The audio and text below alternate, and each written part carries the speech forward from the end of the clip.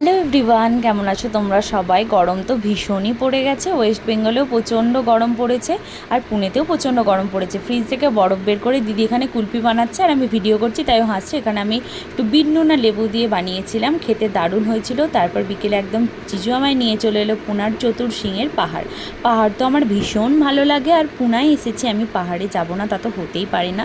দেখো এখানে মন্দিরের মতো করা ছিল, আর একদম তো সিঁড়ি পেরিয়ে আমি একদম উপরে উঠে গেছিলাম। আর আমার কেমন লাগছে দেখতে তোমরা অবশ্যই কমেন্ট করে জানিও।